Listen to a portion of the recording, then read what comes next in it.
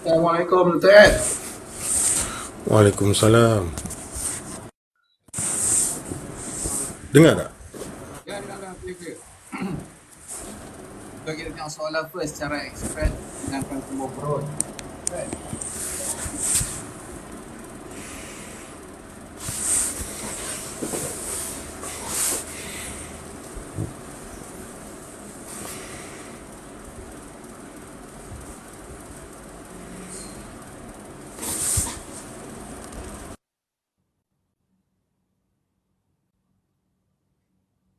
Okay. So kalau kembung perut first, kita kata ni memang disebabkan oleh masalah gas lah, bukan problem lain pun, problem gas. Kalau gas dia disebabkan oleh masalah satu masalah SIBO, small intestinal bacterial overgrowth, dan satu lagi disebabkan oleh perut kita, bakteria usus kita metabolize excess histamine. So dia ada dua. Perut kita metabolize excess kelebihan histamin, akibat kita ada masalah histamine intolerance. So soalan dia ni, dia nak cara express. So cara express dia adalah kita kena keluarkan gas lah, keluarkan gas. So cara untuk keluarkan gas yang paling pantas sekali, kita kena tahu dulu kita kalau pada segi medication, ubat yang paling okey untuk nak mengurangkan bukan mengurangkan, mengurangkan tension gas bubble dekat kita punya usus adalah Samidicon lah. Ini farmasi pun boleh beli, dia OTC, off the counter je. Samidicon. Lepas tu nombor 2, yang ni daripada segi cara fizikal pula lah, kita minum air. Minum air ni tujuan dia ada dua. Satu, untuk untuk tambah,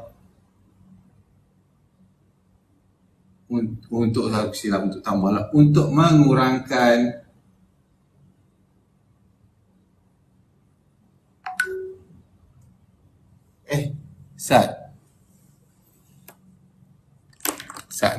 kamera saya tak betul.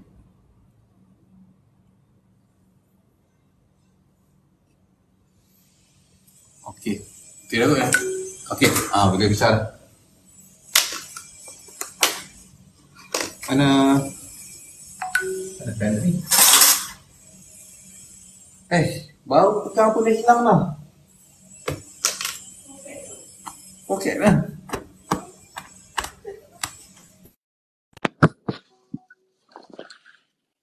Tak apalah. Dia buat ni. Okay. Untuk mengurangkan kepekatan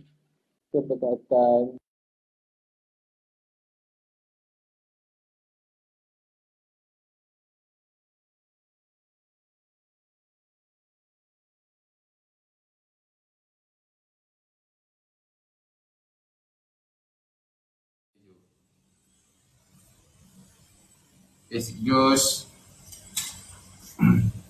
Nombor 2, untuk tambah tekanan,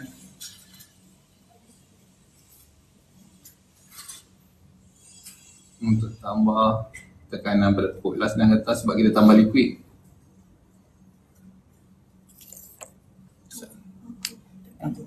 Sini dia nyorok. Untuk tambah tekanan pada dinding perut.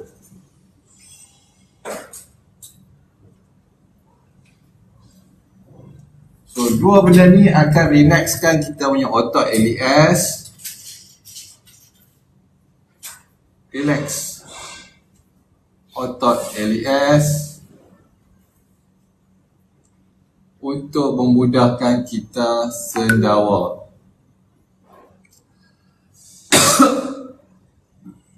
nak lagi mudah senawa, tambah dengan semicolon.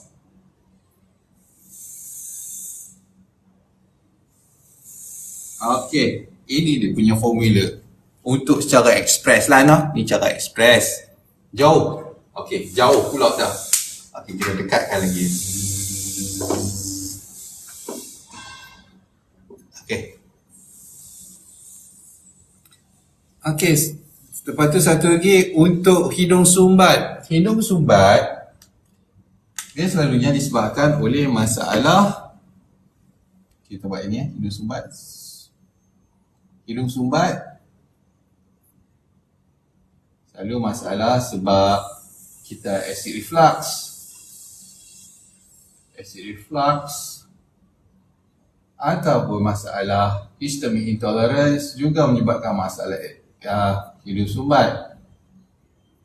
So cara dia adalah makan ubat antihistamin je lah. Yang ni kalau nak cepat, cetirizine, loratadine, boleh. Cetirizine, loratadine. Kalau dia ada batuk sekali, kohong, ambil Montelukast lah, senang.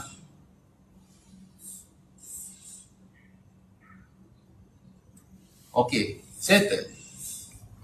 Nombor 1. Oh, ada bagi bunga. Terima kasih banyak. Ada bagi nasi lemak. Terima kasih banyak. Dr. Ed nampak kurus ni, Dr. Ed. Apa handsome sangat ni sekarang ni? Betul ke kurus? Rasa macam badan naik ni. Asal awak macam kurus ni?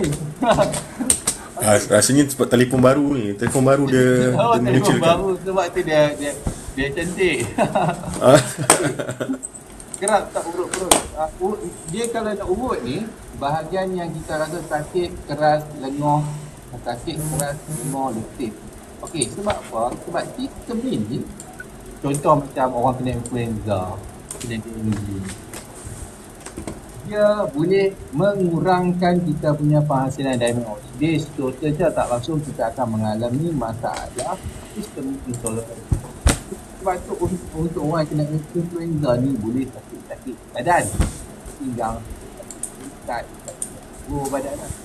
So cara dia kita urut kawasan yang sakit keras ringan putih ni secara betul dia, saya pun tak tahu sebab apa, tapi benda ni dia boleh merangsang untuk kita mudah sendawa. Ajaib kan? Mereka kata perbuatan ni merangsang kita punya autonomi.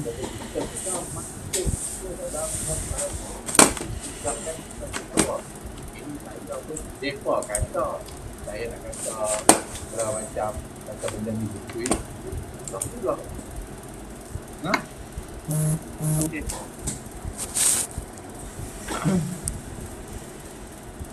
Kita tengok nombor 2. Kenapa kita pentingkan bacaan triglyceride HDL daripada total kolesterol dan LDL? Okey, kita minta Dr. Ed jawab. Kenapa kita pentingkan bacaan triglyceride bahagi HDL daripada total kolesterol dan LDL? Sebab kebanyakan dia ini kepada total kolesterol dan juga bacaan LDL. Silakan Dr. Ed. Okey, Assalamualaikum, selamat pagi semua.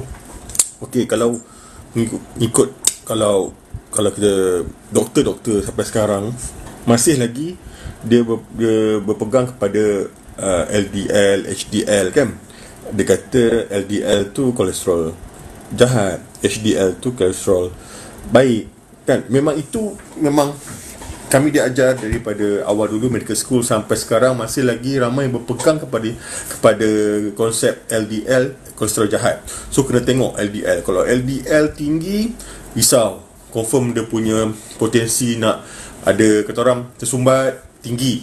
Itu memang kita diajar dan ada juga research mengatakan begitu kan. Tapi kalau kita faham apa itu LDL, HDL ni, apa fungsi dia, pendapat kita akan berubah. Kalau kita faham apa fungsi dia. LDL ni bagi saya, kita kena faham, Allah takkan jadikan suatu benda ni tak ada faedah. Semua Allah jadikan kat dunia ke dalam tubuh badan kita ni, semua ada kerja dia, ada tugas dia, ada faedah dia. So apa fungsi LDL ni? Bila dikaji LDL ni macam sampan.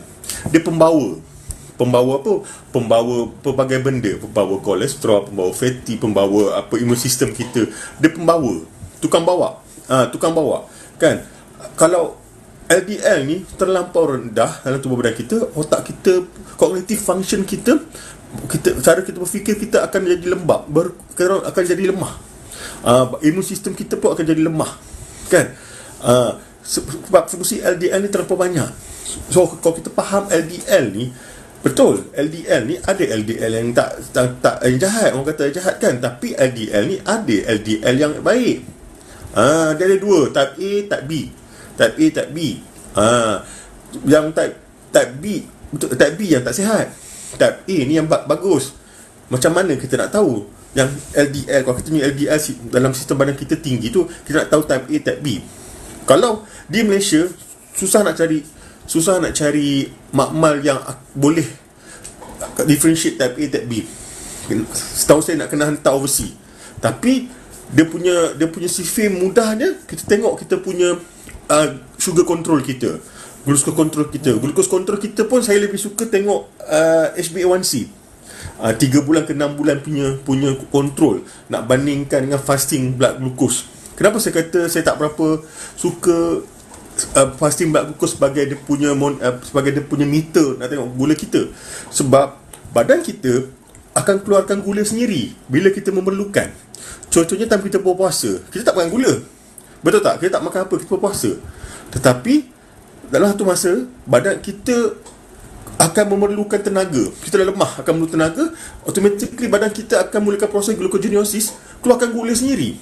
So time tu gula kita akan tinggi. Tapi kalau time tu tak nasib baik, kita cek gula, confirm gula kita tinggi, padahal kita tak ada kecil manis pun, tapi badan kita keluarkan gula sendiri sebab kita memerlukan tenaga gitu.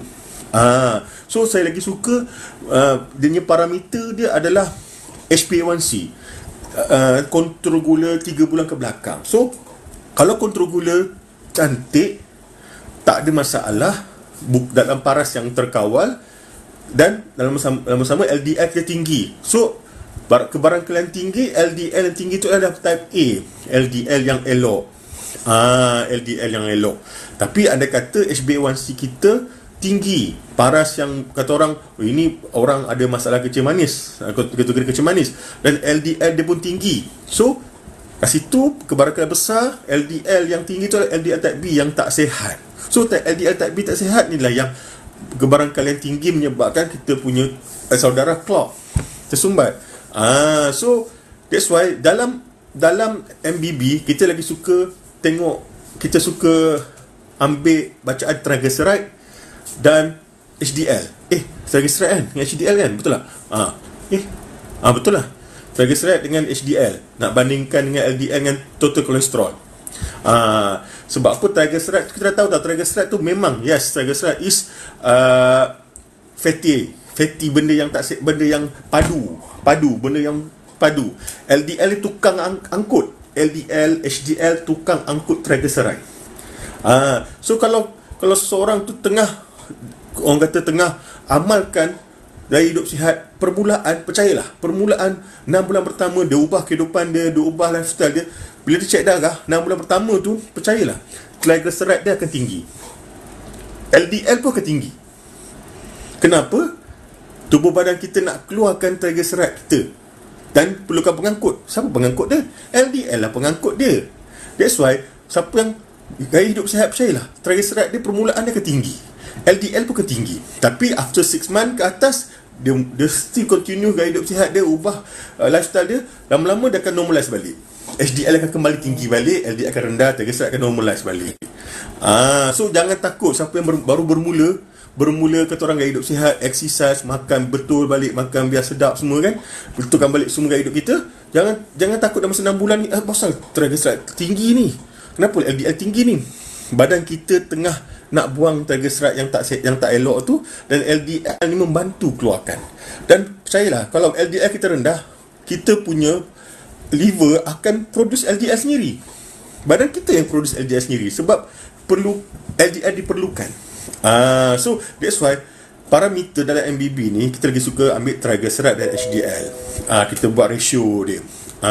Ratio dia sekarang berapa? 1.2 ke bawah saya lupa dah. 1.2 ke bawah. So kita kena, kalau kita 1.2 ke bawah, insya-Allah hidup kita sihat orang kata lah. Tapi permulaan kalau kita baru bermula ubah lifestyle kita, jangan risau triglyceride tinggi sangat, LDL tinggi sangat, sebab dia tengah nak normalize. Sebab LDL nak buang triglyceride tu. So jangan risau. Kita nak tengok lepas 6 bulan ke atas lepas kita ubah gaya hidup kita. Itu bagi saya yang lagi penting. Nak bandingkan 6 bulan pertama tu.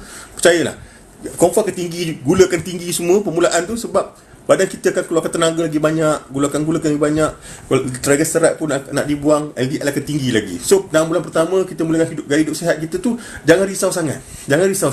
Nanti kita akan stres. Kita nak tengok 6 bulan seterusnya, 6 ke 12 bulan tu, itu kita boleh check balik gula tu. Itu saya punya take pasal benda ni lah.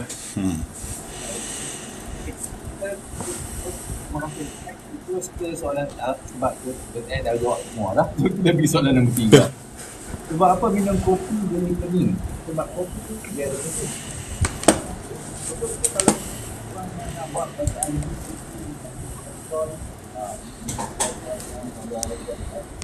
dia senang untuk dipahami untuk oleh orang awam lah.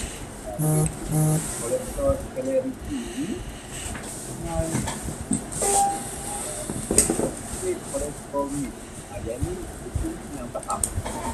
Jadi saya akan juga belajar untuk sampai lah. So kita tengok tiga. Sebab apa minum kopi boleh pening ni? Sebab kopi tak banyak dia punya ni. Mikrofon jauh ke? Dia tak jelas sangat suara. Tak jelas.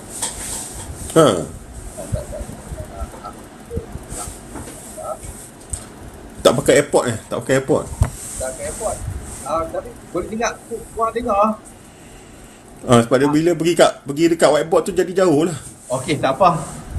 Saya malas nak pakai yang apa tu, dia tadi dia tak tahu macam mana dia sangkut pula. Saya duduk kat sini lah senang. Okey. Untuk bab kopi device tak capture. Korang dengar tak? Korang dengar tak? Dengar. Dengar. Okey. Kopi dia trigger kita punya penghasilan kortisol, which is memang bagus lah. Dia bagus.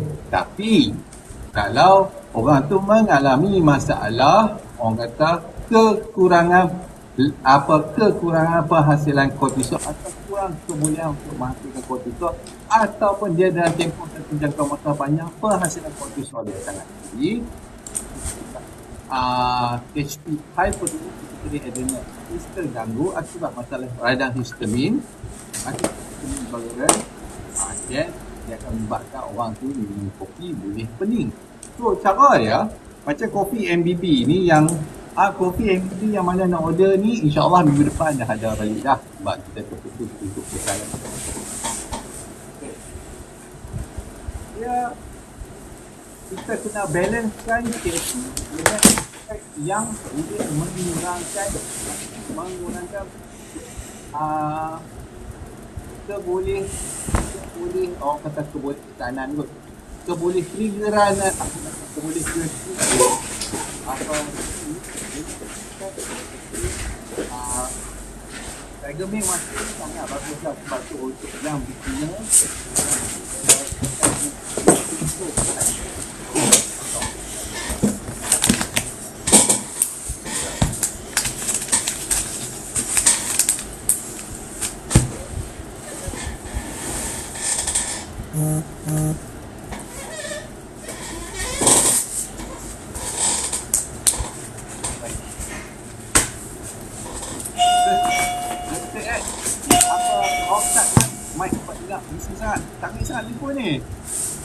Okey. Okey, baik. Okey, Kopi Boost ni dia ada Extract tiger milk mushroom, dia boleh counter kesan caffeine tu. Okey. Satu lagi yang relax ni, yang relax ni orang kata ashwagandha ni bagus untuk anxiety. Saya tak setuju. Sebab mana saya duk try, even untuk bagi orang yang baru makan, dia akan trigger. Sebab tu coffee boost yang ada extract tiger milk mushroom ni, dia kemudian dia peringkat advance baru boleh ambil. Nah? Okey, so kita menjawab balik soalan sebab apa minum kopi boleh pening. Sebab caffeine tu boleh trigger kita punya penghasilan kortisol, yang mana kalau orang tu tak cukup penghasilan kortisol ataupun kronik penghasilan kortisol, dia boleh trigger kita punya masalah, dia akan trigger secondary histamine release akibat tubuh badan menghasilkan adrenalin. Itu sahaja ceritanya. So nombor 4, soalan, macam mana nak pupuk budaya MBB pada anak-anak? Dia kena buang jajan daripada rumah lah. Itu je cara dia. Lepas tu satu lagi, kita kena takutkan anak-anak dengan kesan-kesan makan jajan lah. Itu antara... Tak, saya tengok patient je Okey, baik. So itu antara dia punya trik lah. Contoh tak tahu nak kata contoh macam mana. Tapi sedang kata kalau kita tengok budak yang makan jajan ni, badannya secara ni nampak tak sihat dah. Dia obese, tak larat, asma. So kita kata jangan makan lah. Itu je lah. Maksudnya kopi ni boleh lah kan? Boleh. Tapi dia kena ada benda yang boleh balancekan dia punya caffeine tu. Okay. Tapi kalau macam kopi 3-in-1 ni, macam keluaran Nescafe ke ataupun benda-benda yang 3-in-1 yang ada cream, problem dia dekat creamer bukan tenusu tu problem utama dia. Creamer bukan tenusu campur dengan caffeine semata, memang problem. Okey, baik. So nombor 5, macam mana penyakit yang dikait dengan genetik, adakah benda-benda genetik atau berpunca dari lifestyle dan pemakanan family itu sendiri? Dia contoh makanan yang boleh balance caffeine ni apa ya? Dia macam kopi MBB, saya guna extract tiger milk mushroom, cendawan susu rimau ni. Dengan satu lagi yang color purple tu, dia pakai extract ashwagandha. Extract ashwagandha ni hanya untuk orang yang dah level advance. Kalau awal-awal makan memang problem. Okey. Penyakit yang dikait dengan genetik ni, dan yang ni best Dr. Ed explain. So saya pergi nombor 6 dulu. Dr. Ed, ada patient lah?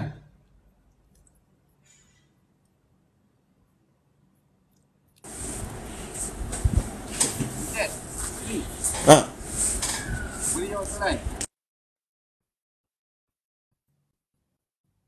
Apa soalannya? Penyakit yang dikait dengan genetik, adakah benar-benar genetik atau berpunca dari lifestyle dan pemakanan family itu sendiri?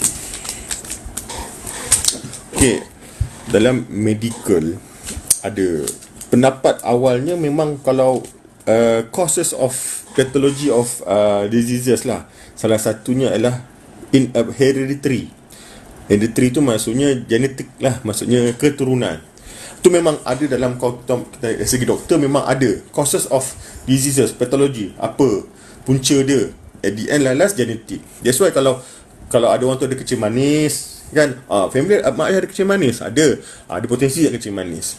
Actually kat situ ada sekarang ni lah, ada doktor-doktor researcher berbeza pendapat. Sebab apa? Mungkin apa yang dimasukkan dengan keturunan itu adalah sebab cara pemakanan daripada family tu daripada awal sama saja. Kan, daripada nenek dia itu cara makan dia, daripada mak dia itu cara makan dia, dan bawa kepada kita. So potensi besar kita pun mengalami penyakit yang sama seperti mak kita, ayah kita dan nenek kita, sebab kita tak break the cycle. So kat situ, tapi bila dikaji bila orang tu ubah cara pemakanan dia, gaya hidup sihat dia, dia break the cycle pula. Padahal ikutkan ini genetik. Kenapa dia tak kena? Betul tak? Mak dia kecil manis, darah tinggi kuat, tapi dia tak kena. Kenapa? Sebab bila dikaji balik, dia ni gaya hidup sihat, makan betul, exercise betul, memang lifestyle, tak ada ambil junk food, everything tak ada processed food, semua clean food orang kata kan, whole food. kan, dia tak ada kencemaran darah tinggi semua. Kenapa? Kan penyakit ni kuat genetik. So bila dikaji balik, cara pemakanan kita tu sebenarnya adalah paling penting sebenarnya. Gaya hidup kita adalah paling penting. Genetik tu sekadar genetik, kan? Tapi sebenarnya gaya hidup tu genetik disebabkan kita ikut gaya hidup yang sama. Keturunan kita daripada atas, kita ikut yang sama, that's why kita akan dapat benda yang sama. Tapi kalau kita ubah gaya hidup, gaya makan kita, cara kita berfikir, mental pun penting juga tau. Mental pun penting juga. Always positif, kan? Kita boleh break the cycle, break benda yang tabu orang kata, oh genetik, kan? Kuatlah genetik kanser, kau mesti kena kanser. Tapi kalau dia gaya hidup sihat, betul cara makan, betul semua benda, dia tak kena kanser juga. Padahal kuat, mak ayah ada semua ada kanser, keturunan semua ada kanser. Kenapa dia tak kena? Sebab benda ni sebenarnya bukan genetik semata-mata. Gaya hidup yang kita ikut daripada awal, gaya makan daripada kita ikut daripada family kita, bawa ke kita, dan kita ada potensi tinggi lah nak kena penyakit yang sama. That's why pentingnya kita gaya hidup sihat, makan yang betul, makan yang sihat, kan? Lepas tu fikiran positif. Berfikiran positif tu paling penting. Kalau kita gaya hidup sihat tapi fikir always negatif, badan kita dapat benda negatif juga. So kita kena in out semua positif lah orang kata. InsyaAllah kesihatan kita pun makin baik. Kita punya quality of life akan improve. Lagi 10 tahun pun insyaAllah okey. Sebab saya ada satu researcher kata, orang tu nak bandingkan orang gemuk dengan orang kurus. Contohnya lah, ini dia tak ada, ini bukan cerita pasal orang tu rosak okok, tak. Ni orang ni memang orang gemuk dan orang kurus. Orang kurus ni dia tak exercise. Tapi orang gemuk ni dah gemuk sangat, tiba-tiba dia start exercise. 1 jam dia exercise, hidup dia akan bertambah 2 tahun. Tak saya lupa. Nak bandingkan orang kurus yang tak exercise ni, kurus. Tapi orang gemuk ni dia start exercise, 1 jam dia exercise, hidup dia boleh bertambah setahun ke 2 tahun. Tak saya tak ingat. Tapi itu nak kata exercise ni penting. Nak dalam sama pemakanan dan cara kita berfikir tu. Itu nak kata genetik tu betul ke genetik? Tak semestinya. Sebab kita lebih genetik, kenapa? Lebih sebab kita gaya makan kita sama daripada mak nenek kita. Kita ikut dia sama. InsyaAllah kita akan dapat benda yang sama. Jadi kalau kita break the cycle, kita ubah kehidupan kita, ubah cara hidup kita, InsyaAllah penyakit tu kita akan break the cycle tu. Break rantai tu. Itu saya punya pendapat lah orang kata. Tu boleh kata dia penjelasan lah sikit pasal genetik ke tak genetik. Tuan Farhan kita kata ya bertambah bila 1 jam exercise lah. Memang Tuan Farhan memang bertambah banyak dah hidup tu. Panjang lah. Jaga saya tambah balik. Okey, baik. Ni soalan untuk Dr. N. Kalau mak ayah tak ada tapi datuk nenek ada, adakah boleh efek juga genetik? Boleh efek sebab benda ni hereditary, bermaksud kita mewarisi secara keturunan. Contoh, orang yang mengalami masalah familial hypercholesterolemia, disebabkan oleh masalah dia punya genetik ni, memang kolesterol especially triglyceride akan sentiasa tinggi. Yang ni memang ada. Dan kalau orang macam ni, memang dia perlu ambil ubat statin untuk menurunkan kadar kolesterol. Yang ni memang ada. Tapi kalau kita tengok, yang ni kita boleh kenal lah. Even dia tukar cara pemakanan pun, triglyceride dia sentiasa tinggi. Yang ni kena makan kena makan. Sebab dia akan efek dia punya kecil manis sekali secara automatik. Tapi kenapa dok kat luar selalu cakap faktor genetik? Tak apa, tuan, soalan untuk Tuan Ikhwan Soleh ni, kita tunggu sekejap lagi Dr. Ed jawab. Sebab dia doktor, kita pergi doktor juga. Nombor 6. Susu, keju, yogurt mana lebih baik untuk pesakit gastrik ke anxiety? Problem untuk orang yang ada masalah GGA ni, bila dia ada masalah sibuk, dia akan kekurangan enzim laktase untuk nak hadam laktos. Bila dia minum susu saja, memang perut dia jadi birit, dia nak jadi sendawa, dia akan jadi allergic, dia akan trigger histamin, dia akan trigger sakit belakang, segala benda lah no. Dan susu ni sendiri penghasilan susu secara komersial ni saya tak galakkan untuk minum langsung, sebab betul dia melalui proses pempasturan untuk bunuh bakteria, untuk memastikan susu tu boleh tahan lama dan segala macam lah. Tapi bila kita konsum susu jenis macam ni, dia akan menimbulkan pelbagai jenis masalah alahan kepada kita. So kita jangan duk minum lah, no. Dairy product ni memang satu ketika dulu sebelum kempen Got Milk tu, susu ni memang terlampau banyak lambakan susu. Dan yang ni dia start dari US lah, government US sendiri lah untuk melariskan susu ni. Pelbagai jenis lah dia kata susu ni tinggi kalsium, susu ni bagus untuk ni apa semua, sekian dan berbilion dilaburkan untuk nak buat iklan marketing, untuk nak meluluskan yang ni dekat Kongres, sekian lah. Dan benda ni sampai ke Malaysia jugalah problem ni. Dalam MBB tiada pengambilan susu. Okey. Kalau yogurt dia kurang laktos daripada susu. Okey, boleh nak ambil tapi jangan ambil beria. Untuk keju pula, keju ni paling sedikit laktos. Boleh ambil tapi kita kena pastikan kualiti keju yang kita makan tu. Senang saja kita nak tahu kualiti keju yang kita boleh makan. Harga dia bila kita tengok kita rasa marah. Itu kita boleh belilah. Tapi kalau kita tengok kita rasa boleh beli ni, itu kita jangan beli. Okay. Dia mahal. Susu yang keju yang kita boleh makan ni mahal. Tapi kalau macam keju tu dalam bentuk serbuk, lepas tu dia boleh buat jadi cheese, leleh apa semua tu jangan makan. Yang tu keju minyak sayur semata-mata sahaja lah. Keju dia sangat sedikit. Benda tu kita jangan makan. Keju-keju yang leleh apa buat cheesy wedges apa semua tu, itu jangan. Okey.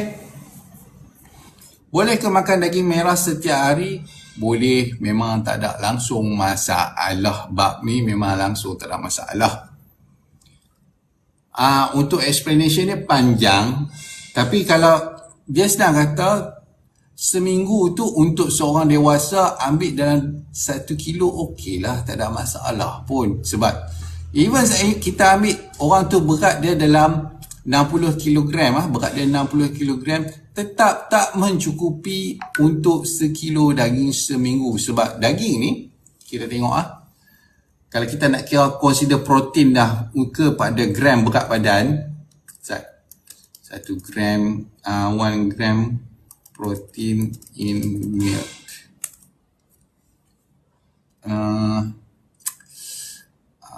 how many sila in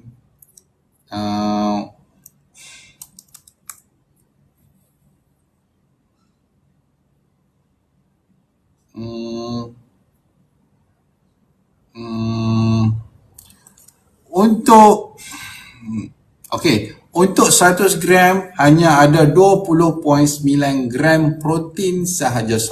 Sebab 100 gram daging ni dia ada water content, dia ada fats dan benda-benda lain sekali lah. So untuk 1 gram kita hanya boleh dapat 20 gram protein sahaja. So kalau kita nak kira seminggu untuk 1 kilo tu sebenarnya tak cukup. Tapi kalau orang tu takut, terpulanglah. Tapi janganlah kita sekali hadap sekilo daging. Itu nak cari problem lah tu. Okey, baik. Soalan nombor 8. Adakah kurang minum air menyebabkan gastric anxiety? Tak juga. Dia bergantung kepada jenis air itu sendiri. Antara kesilapan yang selalu orang buat adalah minum air pipe ni. Air pipe yang dia tak masuk water filter, tak masuk kowe ke kuku ke, tak masuk penapis air lah orang kata.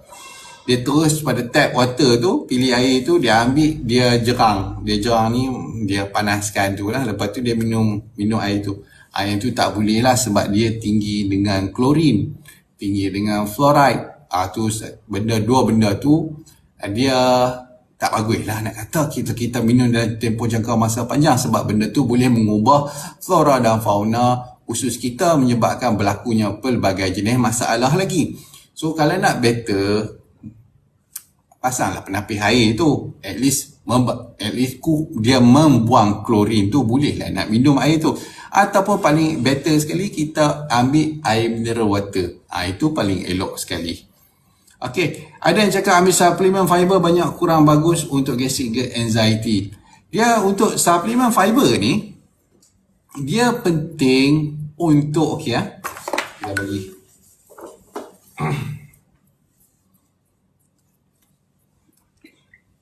tak. Alam-alam tu saya tinggal exercise. Okey. Untuk fiber supplement, sebab apa dia berfungsi function?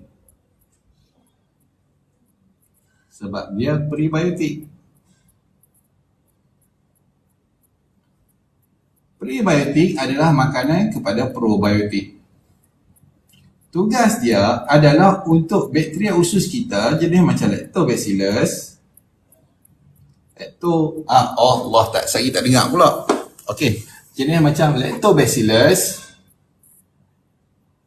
dan juga Bifidobacteria. Bakteria Bifido menghasilkan environment separat acidic dekat kita punya usus kecil. Ini akan menghalang penghasilan ini adalah untuk menghalang pembiakan bakteria jenis usus besar dekat usus kecil kita dan menghalang masalah SIBO ataupun mengurangkan masalah SIBO. Ini kegunaan fiber dalam kita punya suplemen. Tempoh jangka masa panjang pun tak ada jadi masalah. Yang menjadi masalah adalah pemilihan fiber yang sepatutnya, sebab ada fiber yang suplemen fiber yang menggunakan fiber dalam kategori tinggi FODMAP ni. Sana sebelum saya silap cakap pula. Okey, FODMAP ni bermaksud fermentable betul. Oligosaccharide ni jenis gula lah. Saccharide, disaccharide, monosaccharide dan polyols. Yang oligosaccharide, disaccharide, monosaccharide, polyol ni adalah dia punya jenis ikatan molekul gula tu sendirilah. Macam monosaccharide ni satu ikatan sugar, dia simple. Okey. Contoh macam penggunaan fiber daripada apple tak boleh. Jenis pada buah memang tak boleh. Dia akan problem. Sebab dia tinggi dalam FODMAP daripada jenis pisang, tak boleh. Sebab khusus untuk orang ada masalah gastric gut anxiety, yang ada masalah pembiakan bakteria SIBO, yang ada masalah SIBO ni, dia akan menampai jenis bakteria, jenis gula macam ni. So orang tu jenis senang bloated. Itu sahaja nah. Okey. So kita tengok soalan. Okey. Tadi Dr. Ed, tadi Tuan Ikhwan Soleh dia ada tanya, tapi kenapa dok kat luar selalu cakap faktor genetik? Macam saya terangkan tadi, memang bila kami diajar daripada medical school, causes of diseases, ada beberapa causes dan genetik itu adalah salah satu cause of disease, penyakit tu. So memang kita diajar begitu. So masih di Malaysia ni banyak lagi doktor-doktor yang masih lagi follow kata orang buku saja. Dia tak guna critical thinking mereka ada. So dia hanya nak selamat ikut guideline, ikut buku, kan? That's why banyak lagi doktor kata genetik. Tapi yang sama dia orang suruh gaya hidup sihat. So itu sebabnya lah kenapa masih ada ramai lagi doktor sampai sekarang masih lagi menggunakan ni faktor genetik. Apa lagi ni LDL jahat, tinggi sangat ni kan makan ubat kolesterol. Lepas tu bila makan ubat kolesterol kita wang sekejap. Sebab LDL tu untuk kita punya cognitive function, brain function. So that's why siapa yang start makan ubat kolesterol dia akan rasa macam lemah, lembik, lolai, kadang-kadang sakit badan. Sebab semua LDL diperlukan untuk tubuh badan kita. So sebab kembali kepada soalan tadi, kenapa doktor masih kata genetik? Kenapa doktor kata DL ni kolesterol jahat? Sebab banyak lagi masih berpegang kepada buku dan berpegang pada guideline. Nak bandingkan mereka yang menggunakan critical thinking, mereka melihat sehari ke sehari pasien-pasien yang diorang jumpa ni, kenapa tak ada perubahan, kenapa obat ni, makan obat ni sama saja, masih lagi sakit, kenapa, kan? Dia tak kurang menggunakan critical thinking, dan masih lagi ramai yang hanya ikut buku sahaja. So itu sebabnya sebenarnya. Itu sebabnya. So kita tengok soalan lagi. Soalan. Okey, ni soalan ni memang untuk Dr. Ed lagi. Okey. Kenapa masalah gastric anxiety tak boleh dikira sebagai sakit yang boleh ambil pension awal? Gastric GERD anxiety. Okey. Kenapa tak boleh ambil medical board? Orang kata medical board kan. Okey. Kalau medical board ni, kalau medical board ni dia ada list of penyakit-penyakit dan apa kekurangan upaya, penyebab kekurangan upaya yang boleh bagi kita apply untuk medical board, kan? Maksudnya kenapa medical GERD ni gastric GERD ni tak termasuk? Sebab gastric GERD ni, kalau dari segi orang biasa, orang yang tak faham, orang yang tak mengalami masalah ni, dia rasa alah gastrik je, makanlah obat, kan? Makan selalu, kan? Jangan payah perut kosong, kan? Bagi dia macam tu, sebab mereka tak mengalaminya, kan? Melainkan gastrik ni sampai menyebabkan dia kena hepatitis paling teruk, nak kena operation. Bila operation ni tiba ada perforated pula, menyebabkan dia tak boleh bekerja, baru boleh minta medical board, kan? So bagi dia orang, term gastrik ni, term GERD ni adalah macam biasa. Orang gastrik adalah pedih hulu hati, kan? Rasa macam angin, rasa nak muntah, makan obat, kan? Bagi dia orang macam tu. Mereka tak mengalaminya, that's why dia orang boleh kata mudah gastric GERD. Dan dalam medical pun, gastrik dan GERD ni benda yang bukan benda yang major. Dan bila orang rakan MBB, bila ada masalah GERD akan mengalami masalah anxiety. Tapi dalam medical, buku medical, gastrik GERD dengan anxiety dua benda berbeza, tak ada kaitan langsung. Tapi bila sekarang ni dah era moden, ramai doktor-doktor dah buat kajian, mereka nampak ada dia punya related antara gastric GERD, masalah penghadaman, dengan anxiety, masalah psikologi. Tapi ramai lagi doktor tak bersependapat. Bagi diorang benda berbeza. Maksudnya grup doktor yang kata masalah penghadaman akan efek masalah psikologi ada, tapi tak ramai. Dan benda ni tak dapat guna pakai sepenuhnya dalam guideline. Memang ada grup doktor yang begitu macam tu. So kita tak, benda ni bukan guideline. So tapi ada yang doktor praktikan benda tu luar guideline. Orang kata ni doktor-doktor yang berani yang bagi saya, kan? Dia tengok daripada pengalaman dia jumpa banyak pesakit, pengalaman dia berhadapan dengan masalah penyakit, pesakit-pesakit ni. So dia gunakan pengalaman dia nak bandingkan guna buku. So kenapa gastric GERD? Macam saya kata tadilah, bagi masih lagi orang berpendapat gastric GERD ni benda biasa, benda bukan yang menyebabkan orang tak boleh bekerja.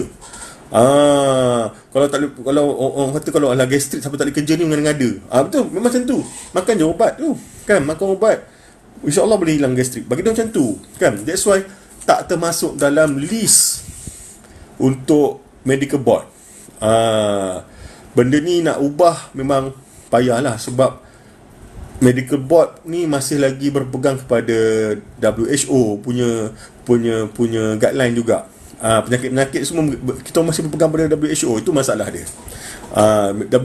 WHO tak endorse benda ni sebagai penyakit yang kritikal, penyakit yang berat, kita takkan terima lah. So itu sebabnya, antara sebab-sebabnya kenapa tak termasuk dalam medical board punya list. Dan ni soalan kepada Dr. Ed ni. Okey, bukan ke dia ada probiotik? Yogurt dia fermentable food. Fermentable food. Fermentable food ni maksud makanan yang melalui proses penapaian. Bila proses penapaian, dia akan mengandungi histamin. Dan bila untuk orang yang first baru lagi mengalami masalah gastrik ke anxiety, bila dia makan benda yang ada histamin, boleh trigger dia punya allergic reaction, boleh menyebabkan jadi masalah gas, boleh menyebabkan jadi, dan kalau ada masalah gas, dia akan melambatkan proses MMC, menyebabkan masalah sembelit. Dan ini bergantung kepada individu tersebut lah. Kalau dia cukup diamine oxidase, dia boleh cukup lactase, dia boleh hadam yogurt tu, silakan makan, tak ada masalah. Okey. Laktos ni adalah jenis gula daripada susu tu sendiri. Okey, soalan kepada Dr. Ed. Tuan Ikhwan Soleh tanya, Aid, bukan ke daging tu susah hadam? Selalu doktor cakap jangan makan daging sebab susah hadam. Okey, pendapat Dr. Adrian mengenai masalah susah hadam makan daging ni. Susah hadam makan daging, bagi saya Allah dari sudut kita punya sistem penghadaman lah, Allah dah sediakan enzim-enzim yang mana memang kerja dia menghadam makanan-makanan. So memang akan ada enzim yang kita punya gastric juice ni memang cukup kuat untuk mengurai, bagi saya untuk mengurai makanan sebenarnya. So bagi saya nak kata susah hadam tu kurang tepat. Saya berada dalam pendapat sikit lah, melainkan orang tu tak kunyah.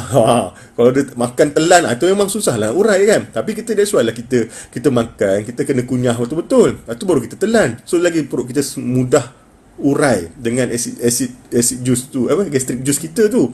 So bagi saya, pendapat saya tak, makanan ni Allah jadikan gastric juice kita ni, enzim dalam badan kita ni memang ada dia punya spesifik. Makanan ni apa akan tolong hadam, makanan ni apa yang akan tolong uraikan. So bagi saya kurang tepat lah daging ni susah nak hadam, melainkan orang tu, saya kata lah, melainkan orang tu makan telan terus, itu memanglah susah nak urai. Okey, saya punya view pula mengenai daging ni. Okey, contoh kalau kita makan, untuk orang ada masalah digestion lah, kalau dia makan daging, dia makan sayur. Daging ni kalau dia keluar balik seketul daging ataupun ada cebisan daging, saya kata yang ni memang kena minta cek dekat hospital, cek untuk CRP apa semualah, even cek untuk kanser punya marker lah, sebab dia memang dah wang terus apa dia. Sebab bila digestion kita terbahagi kepada 3 phase penghadaman kita. Satu cephalic, permulaan dia cephalic. Lepas tu nombor 2 dipanggil kita punya gastronya phase. Nombor 3 kita punya intestinalnya phase. Untuk nak merangsang kita punya, especially untuk orang ada masalah gastric anxiety ni lah, untuk merangsang penghasilan asid perut dalam keadaan kita tersangkut dalam simpathetic dominant, iaitu mode fight or flight, kita memerlukan protein. Yang paling baik adalah daging. Sebab apa? Bila kita makan daging, kita kunyah daging, mulut kita bagi tahu dah kita makan daging. So bila masuk saja perut, pepsinogen akan detect protein separa hadam ni. Pepsinogen akan bagi isyarat kepada perut untuk acidify kita punya gastric juice, tingkatkan penghasilan gastric acid perut kita untuk tukar pepsinogen kepada pepsin. Bila pepsin kita cukup dah hadam apa semua, kita punya gastric juice dah kita punya gastric juice dah acid elok. Bila dia buka kat bawah tu, kita punya pyloric sphincter dia buka bawah, acidity yang mencukupi akan trigger kita punya pancreas dan kita punya empedu untuk menghasilkan enzim-enzim yang berkaitan untuk nak hadam protein tersebut, iaitu kita punya protease, kita punya bile acid, yang itu akan membantu hadam kita punya protein tersebut, dan juga bantu alkaline kita punya chyme, kita punya sup daripada kita punya perut. Dari kita dah makan protein ni, jadi sup panggil chyme.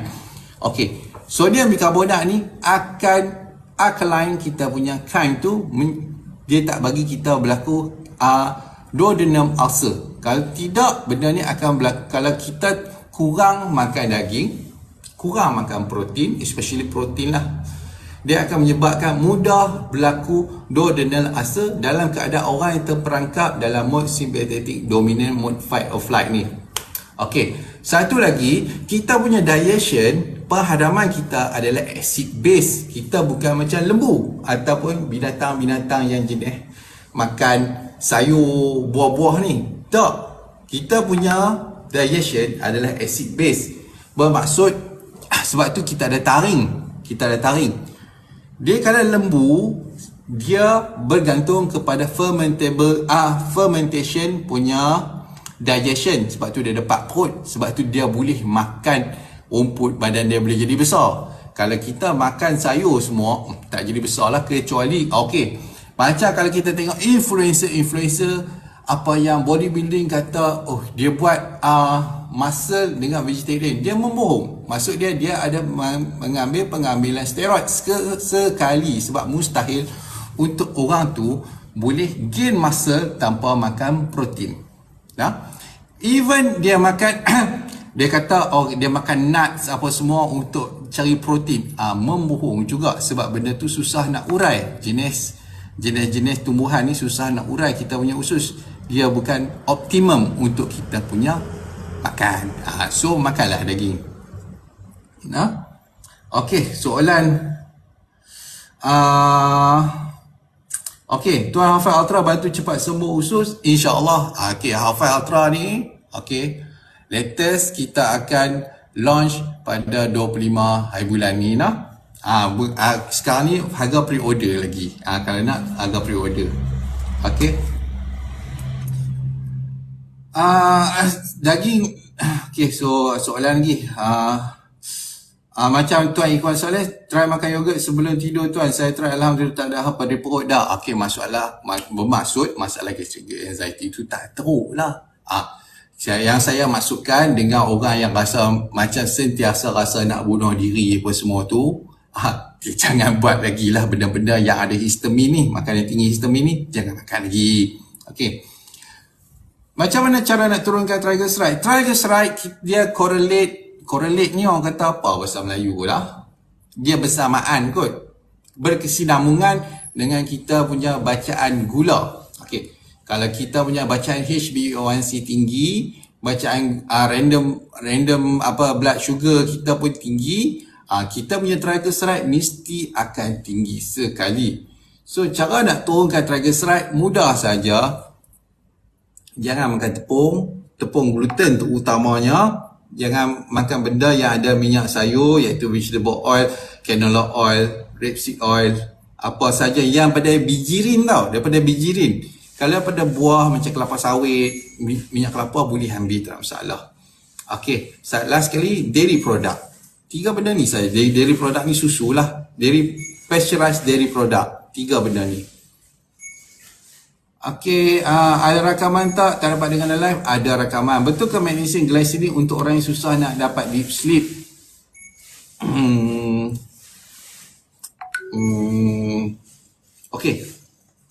Ada yang ni dia orang kata simplify lah. Dia simplify kan. Dia kata magnesium glycinate untuk orang yang tak dapat deep sleep ni kena ambil magnesium glycinate. Tak juga. Saya bagi contoh mudah lah. Mudah. Macam contoh saya kena influenza baru-baru ni. Dia nak dapat tidur nyenyak tu memang susah. Impossible. Sebab apa? Sebab virus influenza dia ganggu kita punya perut dan dia menyebabkan inflammation dekat kita punya brain area juga, kawasan otak juga. Dia sama macam orang yang ada masalah gastric anxiety. Inflammation bahagian otak dan inflammation bahagian usus. 2 benda ni. So, apa sekalipun, kalau kita tak rawat kita punya masalah leaky gut, kita tak kurangkan histamine intolerance, kita tak rawat kita punya inflammation dekat kawasan hypothalamus, pilah magnesium glycinate ni 3 lori sekalipun dia tak akan membantu. Sebab saya dah pernah jumpa klien macam ni. Dia kata dia ambil magnesium ni berbotol-botol dah. Even high dosage sekalipun, dia tetap tak dapat nak tidur malam dia tak dapat nak tidur malam lah sedang cakap. Dia akan terbangun setiap 2 jam, 3 jam, lepas tu tak boleh tidur dah. Benda ni berlarutan. Tapi lepas dia praktis MBB, dia ambil R5 plus apa semua, dia start boleh tidur malam pula. Dan baru kita masukkan magnesium glycinate dengan vitamin D3, dia boleh tidur balik. Nah, apa-apa pun kita rawat inflammation kawasan usus dan dia akan mengurangkan histamine intolerance, mengurangkan kita punya radang dekat ke otak dan kita boleh tidurkan. Tidak mimpi tu nak berulang-ulang. Okey. Magnesium boleh ambil bagi pemula MBB. Saya kata tak perlu lagi. Dia ambil untuk second box MBB tu lepas lebih kurang sebulan kita MBB R5 apa semua, baru kita ambil. R5 plus. Okey,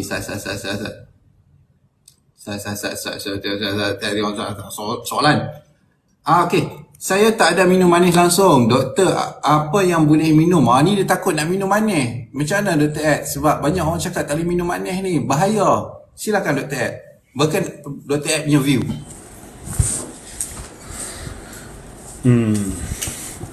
View saya lah, kalau dari sudut medical, kalau kita berpegang pada gula yang tinggi, apa ni, masalah kecil manis lah, kita risau gula tinggi ni menyebabkan kecil manis. Kalau kita gula yang bagi saya dia bukan gula bukan berapa banyak, bukan air manis tu sebenarnya yang menyebabkan kecil manis.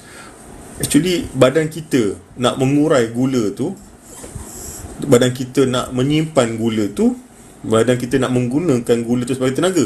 Itu yang paling penting. Tapi badan kita, dan bila kita faham kita perlukan gula, tenaga kita ni daripada glukos. Glukos ni apa? Gula. Kalau kita tak ambil gula, kita tak ada tenaga. Badan kita boleh create tenaga dia sendiri, boleh create glukos dia sendiri, tapi limited. Kita perlukan juga glukos dari luar. Glukos dari luar juga. So nak kata minum gula ni terus kena kecil manis ni, tak. Sebenarnya tak. Cuba kita faham dulu. Budak-budak minum air manis, memang setiap hari minum air manis, makan aiskrim, tak ada kecil manis pula. Betul tak? Kenapa bila kita dah besar, dah tua macam ni, kau kena minum gula lebih sikit, kena kecil manis? Sebenarnya bukan sebabkan gula tu. Bagi saya lebih sebabkan badan kita ni boleh tak pakai gula yang kita minum, gula yang kita ambil tu, badan kita boleh tak simpan, badan kita boleh tak urai jadi tenaga. Itu yang paling penting. Itu pendapat saya. Jangan takut nak minum gula, sebab badan kita perlukan gula untuk tukar tenaga. Kalau kita tak minum gula, tidak lama badan kita akan penat. Badan kita akan penat. Still macam kita puasa tak minum apa-apa, tak makan apa-apa, tapi bila cek gula tinggi. Kenapa?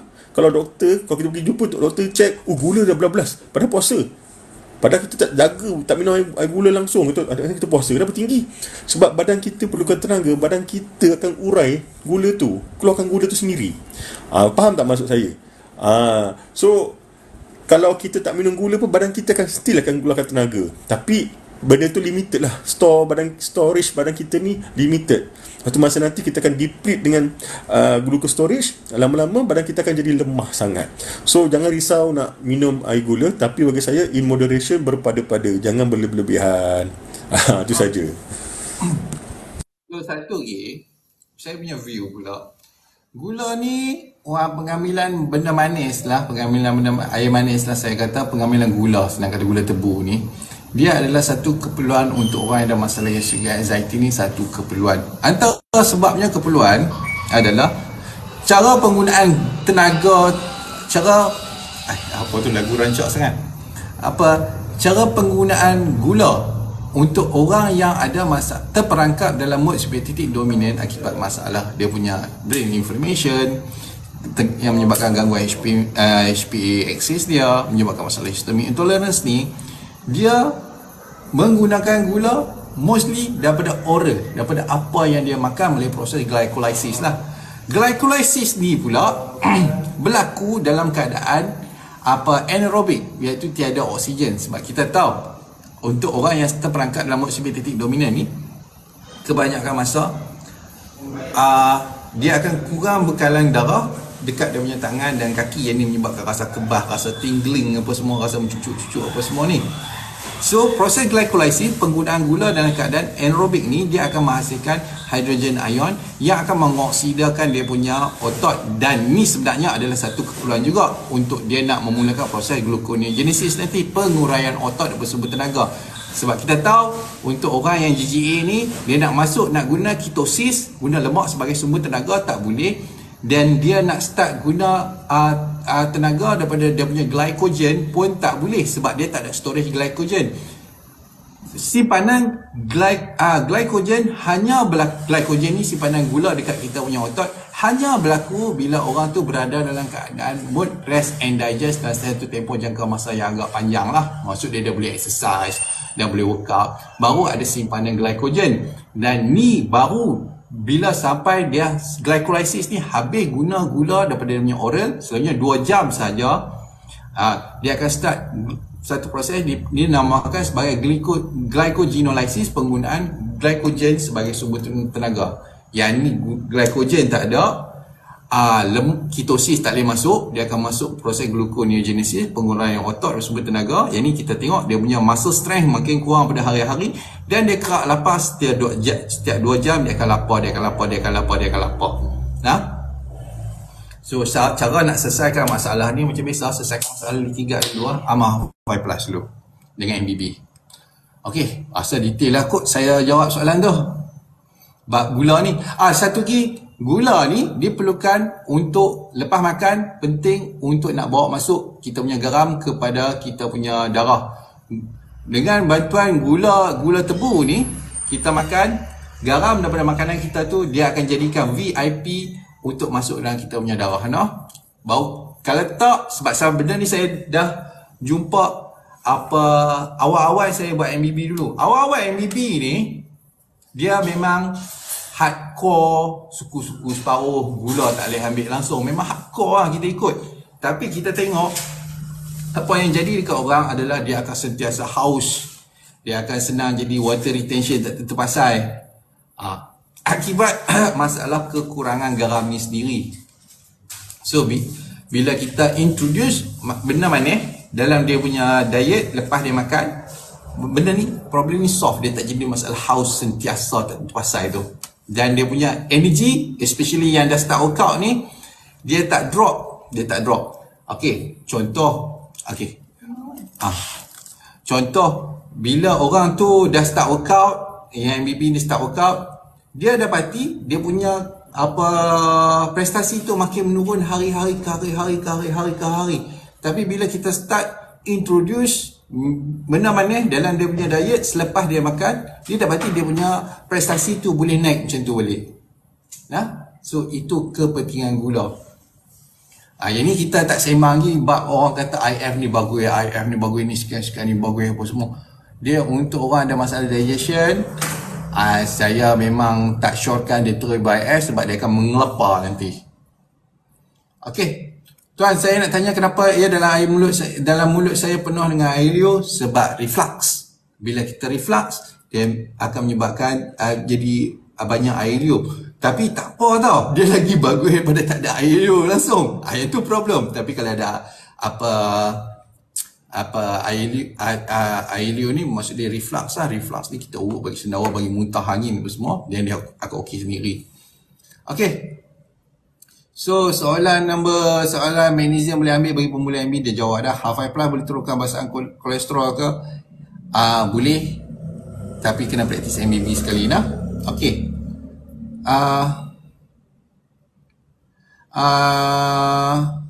Sobok kunyit boleh, tak ada masalah, silakanlah guna. Tak ada masalah pun sobok kunyit, nak makan-makan lah nah.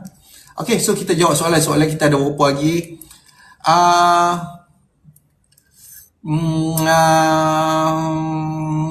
Nombor 11 ni, adakah minum air bukan mineral tidak dapat membantu penyakit GGA? Adakah boleh diganti dengan air pahit yang dimasak? Air pahit yang dimasak ni memang tak boleh minum. Dia kena apa-apa pun tapih dulu dengan air kowe ni, dia lebih better. Ataupun kita minum air mineral, sebab air pahit ni dia ada besi, dia ada klorin, dia tinggi dengan fluoride. So benda ni kita nak remove dulu daripada ni. Kalau tidak, kalau kita telan selalu, dia akan menyebabkan berlakunya masalah penghadaman, dia akan jadi masalah sembelit sebab dia mengubah kita punya flora dan fauna bakteria usus kita. Okey, adakah eczema ada kaitan dengan GGA? Okey. Yang ni kita tanya Dr. Ed lah. Dr. Ed, berkenaan eczema ni ada kaitan tak dengan masalah gastrik? Okey. Kalau dari segi sudut eczema ni lebih kepada allergic reaction.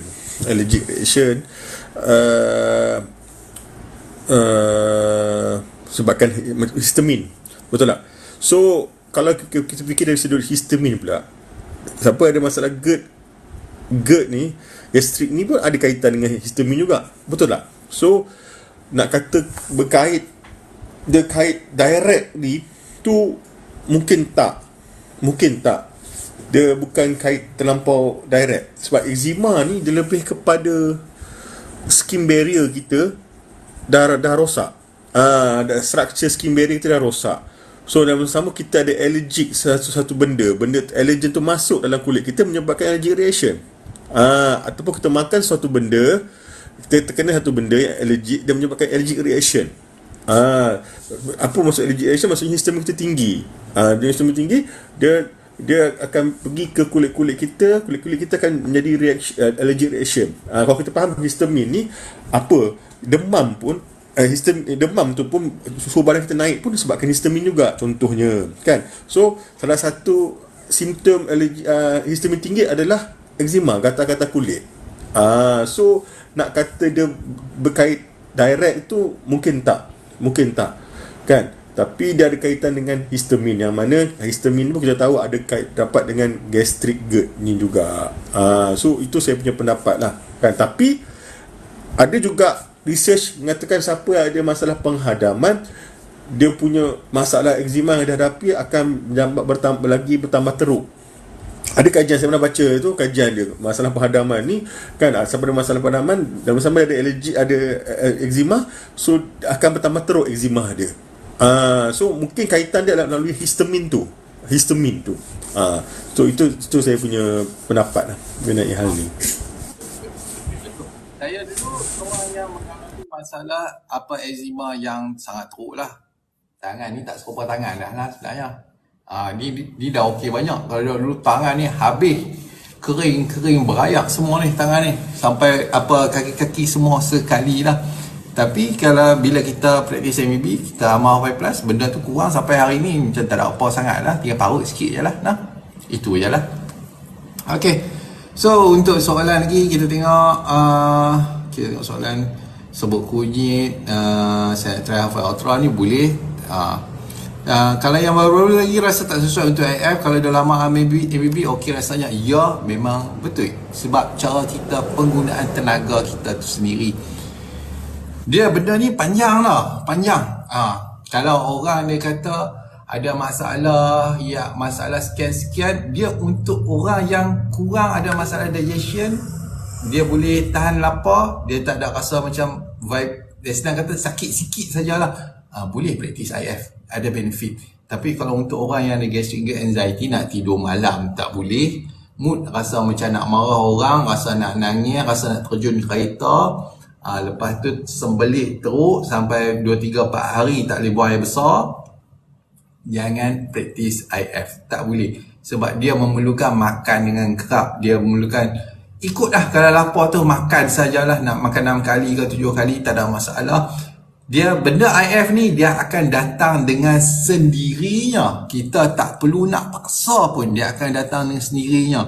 Daripada 6 kali makan, kita tiba-tiba boleh buat 5, lepas tu boleh buat 4, boleh buat 3, boleh buat 2, dan kita boleh praktis omat. Masuk 2 ke 1 makan ni, yang ni kita kena alternate sikit. Dia ada trik dia nak kena macam mana nak buat.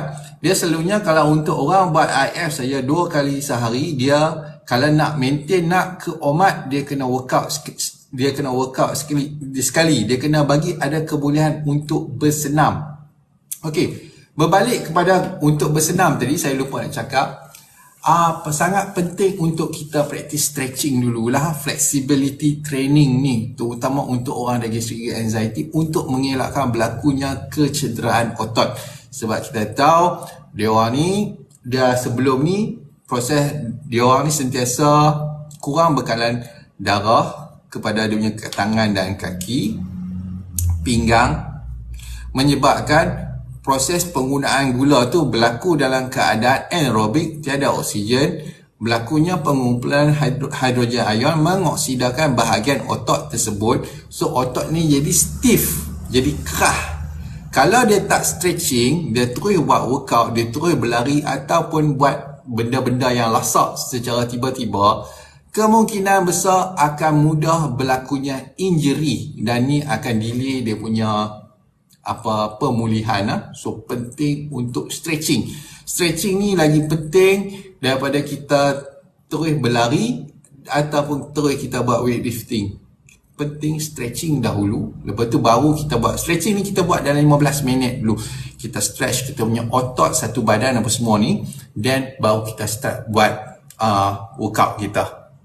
Workout ni penting untuk kita nak buat simpanan, nak tingkatkan balik kita punya muscle mass yang hilang, berat otot yang hilang. Kita nak tingkatkan balik kita punya simpanan glycogen supaya badan kita boleh memulakan proses glycogenolysis semasa kita tak makan, dan memudahkan kita masuk proses ketosis, penggunaan lemak sebagai sumber tenaga, dan stop penguraian otot kita akibat proses gluconeogenesis ni. So penting satu-satu kita kena belajar lah. Okey. Panjang. Okey. MBB tu macam mana saya baru start amalkan offline, tak apa, mesej saya nanti saya hantar kat direct tag 012-503-7753 ni nombor saya. Okey, mesej saya, lepas tu nanti saya akan pass dekat direct tag yang bertugas. Ada kena pantang ke macam tak makan makanan berminyak, pedas etc.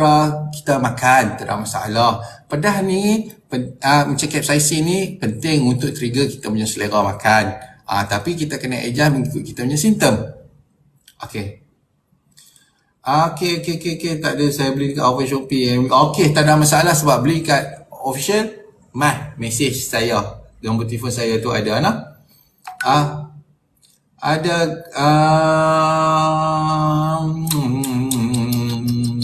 saya bisa tengok soalan.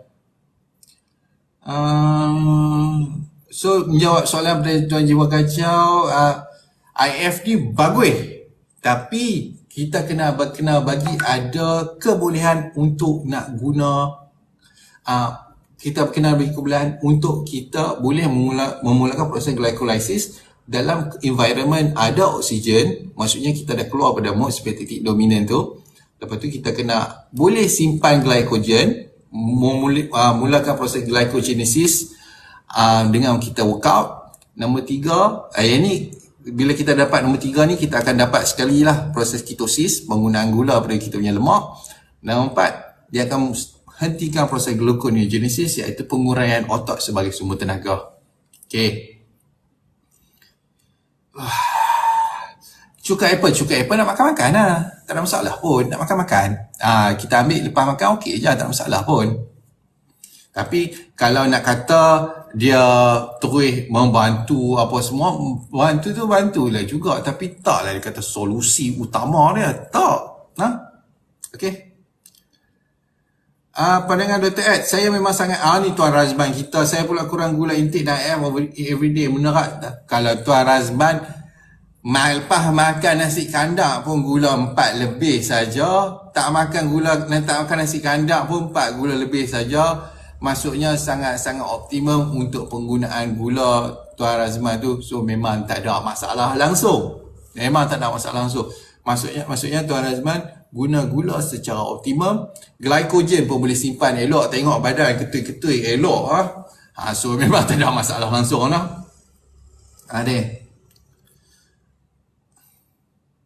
Okey, boleh PM Tuan Azhar. Pandangan Dr. Ed, ni ada yang boleh bantu akak untuk cara menggambar. Ya betul, terima kasih Tuan.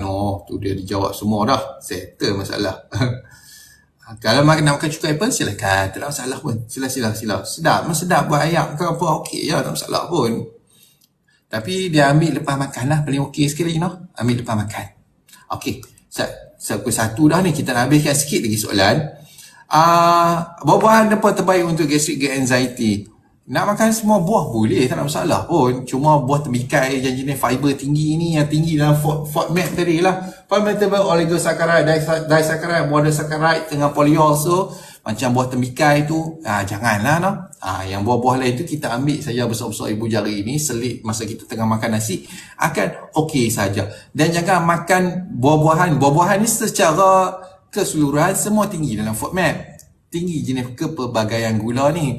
Kalau kita ambil dalam perut kosong, confirm bloated. So kita selit dalam makan sekali, dia akan okey. Adakah pengambilan ubat antibiotik untuk merawat demam memberi kesan kepada kekuatan badan bagi kepada sakit gastric anxiety? Ni kita minta Dr. Ed jawab. Adakah pengambilan ubat antibiotik untuk merawat demam memberi kesan kepada kekuatan badan bagi pesakit gastric anxiety? Sebab banyak komplain kata ambil jadi bloated, jadi badan tak larat, jadi macam-macam ni. Macam mana? Apa pandangan Dr. Ed? Okey. Yang kita faham, sistem perhadaman kita ni ada flora fauna, ada kan gut microbiome. Gut microbiome terdiri daripada even virus, bakteria, protozoa, fungi semua kan. So ini semua adalah flora dan fauna dalam usus kita, dan flora fauna ni, gut microbiome ni lah yang menentukan kesihatan tubuh badan kita secara menyeluruh. Bukan secara peradaman saja, tak ada menentukan kesihatan tubuh badan kita, satu badan kita ni kan. So bila kita faham gut microbiome, bakteria adalah salah satu dia. So bila kita makan antibiotik ni antibakteria, so confirm akan ada bakteria-bakteria baik dalam usus kita yang akan terkena attack, di attack oleh antibiotik itu sendiri. So bila ada bakteria kita yang dah jadi tak aktif, dah tak stabil kan, dia punya count quantity dia, dan menyebabkan bila satu dalam gut microbiome ni, contohnya salah satu mikroorganisme ni kuantiti dia berkurangan, kuantiti mikroorganisme lain akan kata orang take over. So bila dah jadi macam tu, jadi haywire. Bila jadi haywire, sistem perhadaman kita pun akan jadi haywire juga. That's why rakan-rakan MBB ni bila dia makan antibiotik, dia akan bertambah teruk lagi. Dia punya experience dia punya bloated, dia punya gastrik, dia punya angin, dia punya stress, anxiety bertambah teruk lagi. Sebab kan dia punya gut microbiome ni dah tak balance. Dah tak balance. Dan memang kalau nak selamat, tanya doktor. Doktor selalunya first akan tanya, ada gastrik tak? Kalau ada gastrik, dia akan cuba elak obat antibiotik yang akan menyebabkan gastrik. So bila obat tu boleh menyebabkan gastrik, tu maksudnya obat tu mengganggu sistem perhadaman, mengganggu gut microbiome. So ataupun kita sini tanya doktor, doktor antibiotik doktor bagi ni, dia kacau tak perut saya? Senang je. Kenapa dia katanya saya ada gastrik teruk ni? So doktor tu akan cuba cari obat yang paling kurang menyebabkan masalah penghadaman ni, gastrik ke yang teruk tu. Dia akan cuba cari obat antibiotik paling kurang. Selalunya antibiotik yang paling selamat, orang kata lah paling mesra usus kita ni, Flagyl lah, metronidazole. Itu mesra sikit lah, mesra usus kita. Kalau Augmentin semua tu, contohnya Augmentin kan, itu memang dia kacau perut habis lah. Macam tu kan. Amoxicillin lah, sebenarnya penicillin, benda-benda yang silin ni, dia kacau perut sangat. So itu dia punya penerangan kenapa antibiotik ni mengganggu, akan menyebabkan orang yang ada masalah MBB bertambah teruk. Macam tu. So bisa kata, okey, ni antara benda yang orang selalu kata, saya kena influenza virus. Saya tengok internet kata tak perlu antibiotik. In a way kata betul, tapi bila kita kena masalah, kena macam kita virus, kena influenza, kena covid ke apa semua ni, dia merendahkan kita punya sistem imun, sebab sistem imun kita dah overload dah dengan virus ni, so dia mudah nak kena jangkitan bakteria. Okey, sebab tu doktor bagi sekali antibiotik untuk mengelakkan tiba-tiba jadi pneumonia ke tiba-tiba tak tentu pasal ni. So ambil sekali lah kalau kena influenza apa semua ni, ambil sekali lah. Dia memang kena kacau perut. Formula dia senang saja nak tahu. Kalau kita ambil antibiotik ni, berapa hari kita ambil antibiotik? Darab 3 untuk kita punya tempoh recovery balik. Senang saja. Contoh kita makan antibiotik 5 hari, so kita darab 3, 15 hari. So berhenti saja antibiotik itu 5 hari, kita tambah 15 hari lagi untuk kita nak dapat recovery. Okey, baik. So soalan last sekali. Macam mana nak mengatasi kembung waktu petang? Waktu petang adalah masa kita punya kortisol drop untuk bagi laluan kepada kita punya hormon kortisol drop tambah untuk kita prepare badan kita untuk kita nak tidur lah, melatonin apa semua ni. So waktu tu secara tiba-tiba kita nak kembung apa semua, sebab kortisol kita tahu dia inhibit penghasilan histamin. Bila kita kortisol drop, selalunya kita boleh tengok benda ni dekat orang yang sakit lah. Petang dia siang tak demam, masuk petang dia nak demam, lepas tu malam dia demam terus, esok tu dia tak demam, lepas tu dia ulang balik. Sebab kita tahu bila malam sahaja kortisol kita paling rendah, tengah malam tu paling rendah. Okey, so histamin tu akan tinggi untuk dia nak lawan jangkitan virus apa semua, sekian pompang lah. So cara dia macam mana sekalipun, rawat leaky gut dulu, repair kita punya HPA axis untuk regulate balik kita punya penghasilan kortisol secara normal, dan tak ada lah masalah kembung waktu petang dah. Okey, ada saya buat tips ni panjang lebar dekat tips dekat MBB Makan Bagi Betul punya Telegram. Okey, so soalan last, kita tengok soalan last. Tuan Azmi, kalau bacaan gula maintain 5.6 ke bawah tu dah kira okey sangat ke? Okey sangat lah, tak ada masalah. Lepas tu kita tengok kita punya HbA1c lah. Kalau HbA1c kita paras, tak ada masalah diabetik, dan tak ada masalah diabetik, kita tak perlu risau dah. Okey, itu sahaja panjang jugalah kita hari ni. Okey, baik. Terima kasih Dr. Adrin hadir hari ini. Terima kasih kepada semua yang hadir hari ini, yang bagi soalan. Terima kasih semua. Okey, baik. Itu sahaja kali ini. Terima kasih semua. Terima kasih semua. Assalamualaikum.